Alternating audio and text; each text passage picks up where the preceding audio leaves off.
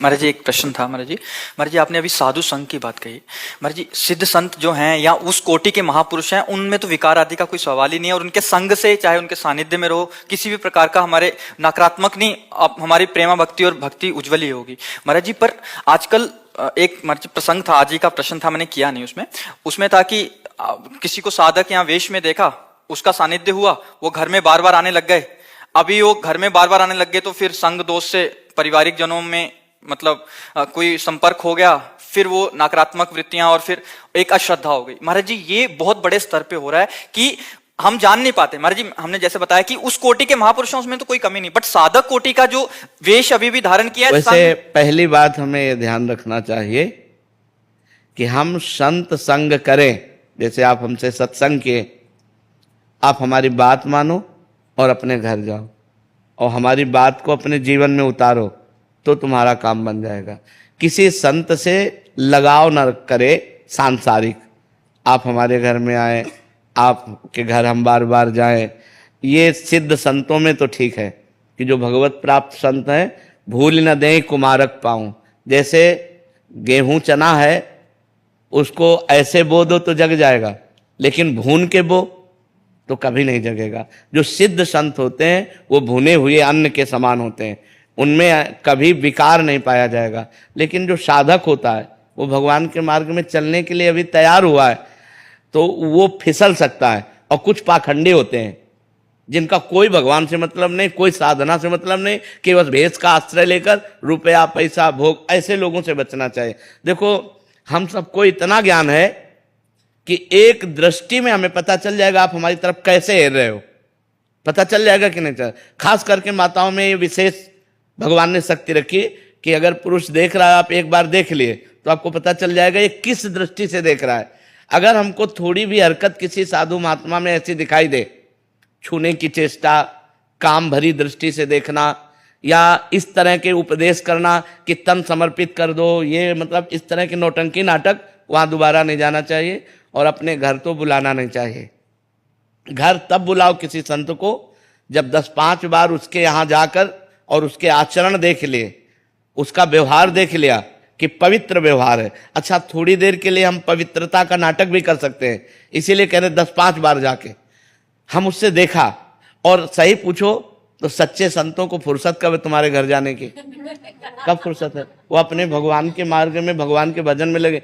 भगवान की सृष्टि है तो अच्छे हैं तो बुरे भी हैं, बुरे हैं तो अच्छे भी हैं। असली नोट है तो नकली भी नोट है, नकली है तो उसका असली भी है।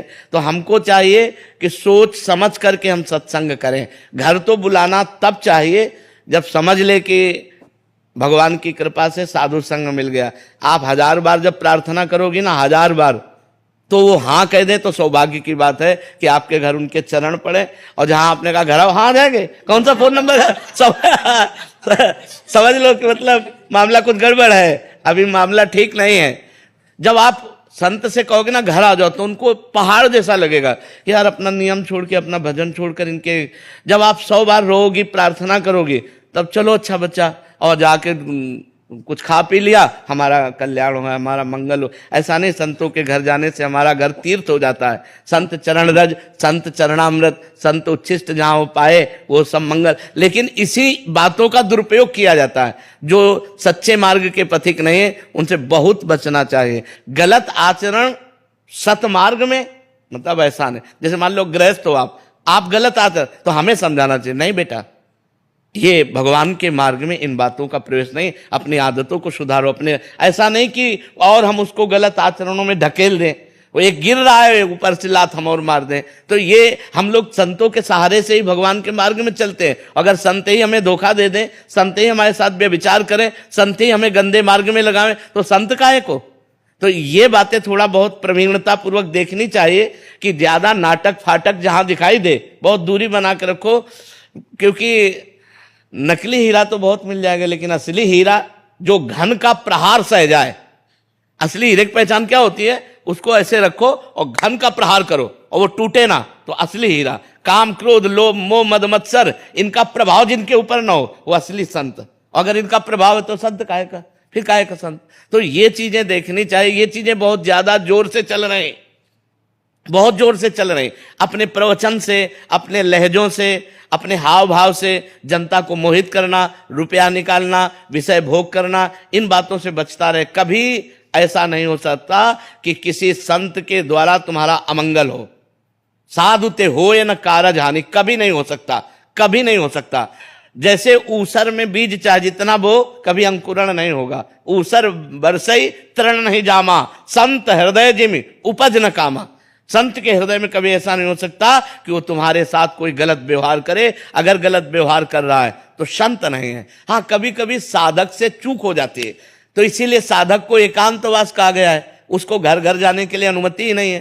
साधक को समाज से मिलने की अनुमति ही नहीं। सिद्ध पुरुषों का काम है समाज से मिलना, और सिद्ध का जो नाटक करता है तो माया थप्पड़िया देती है।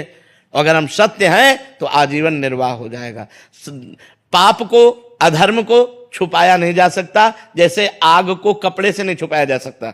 आग कपड़े को जला के प्रकाशित हो जाएगी, ऐसी गंदी बातें, पापाचरण खुल जाएगा। माया का काम ऐसा ही है। इसलिए हम लोगों को चाहिए कि सत्संग करें, लेकिन बहुत सोच समझ के करें। जहां अर्थ की प्रधानता हो वो सत्संग नहीं। संत निरपेक्ष होते हैं।